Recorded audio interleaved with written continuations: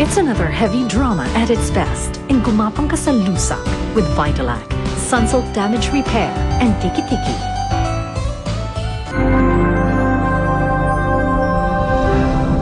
Gusto mong magtagal dito. Gusto mong makibagay. Lahat ng galaw ang salita. Alam mo ba kung ano yung hinihinging kapalit ni Mayor para dun sa pelikula ni Rachel? Eh, gusto siyang gawing kabit ni Mayor eh. Hoy! Ang dami ng binabangungot dito. Huwag mo akong takutin. Ha? Baka mauna ka. Wala kayong magagawa kung gusto kong tulungan si Levi. Paano kami? Mas importanteng buhay ka kaysa patay sa kaso namin ni Edmundo. Malaking tulong ang kaso mo para mabagsak siya. Iligtas mo si Levi. Pero huwag mo nang kalabanin ng tatay mo, pati si Mayor. Nay, kapag hindi ako lumaban, karangalan ka naman ang mawawala. Matagal na ako dito, Levi. Pero hanggang ngayon, hindi ko pa rin kilala kung sino yung tunay kong kakampi o kung sino yung kaaway. Ako po yung girlfriend ni Levi. Eh, wala siya dito. May nangyari po sa kanya eh. Anita! Anita! Halika nga!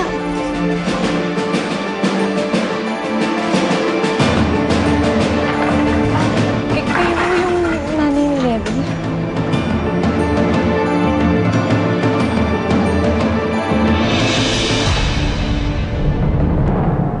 At bakit po kayo nakakadena?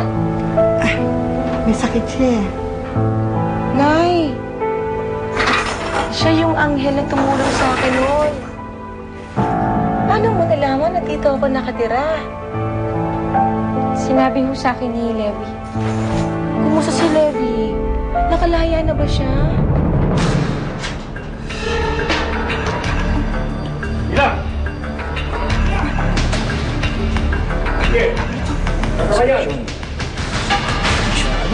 May mga kargada tayo kaya natin.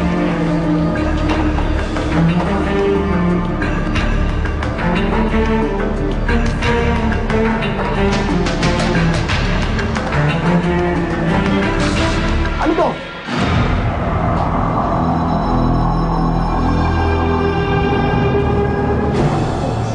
Hindi pa po eh. Pero huwag po kayong mag-alala. Ginagawa po namin lahat ng paraan para po makalaya na si Levi. Eh, ano ba ang kaso ng apo ko?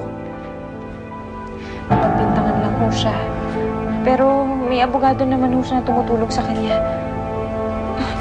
Nay, gusto kong bisitahin si Levi, Nay. Anak, ano namang hindi ka pwede eh. Ay, ako na lang sasama sa'yo. Pero paano po siya? Huwag mo akong alalahanin. Maayos ako. At alam kong magiging maayos din ang lahat para kay Levi. Dahil nandyan ka. Ikaw ang tumulong sa akin noon. Kaya alam kong tutulungan mo rin si Levi. Buti pa si Levi. May pamilyang nag-aalala sa kanya. Bakit, Rachel? Wala ka bang pamilya? Rachel, kung ano man ang nararamdaman mo ngayon para sa kanila, mahal ka pa rin nila.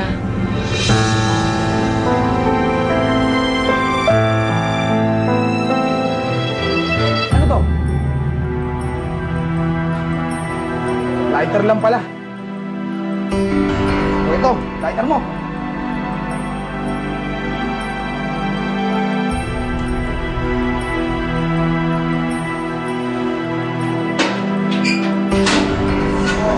Ay, ulit, ay. Ay. Sarapan ko naman.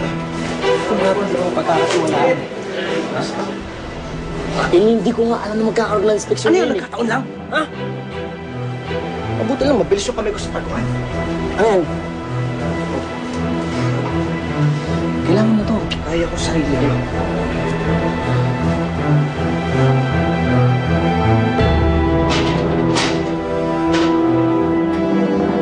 Ebi! May dalaw ka.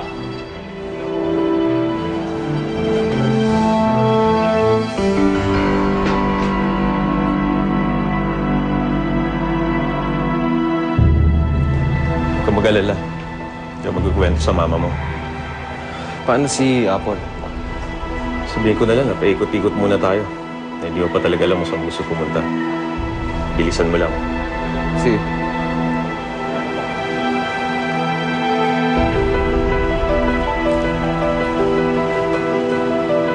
Sir. Jonathan, kumusta na iyo? Ang taas mo na. Mataas ka pa sa anak mo si RJ. May binibisita ka. Yung driver ko ho. Kayo, sinong kliyente niyo? Yung driver mo rin.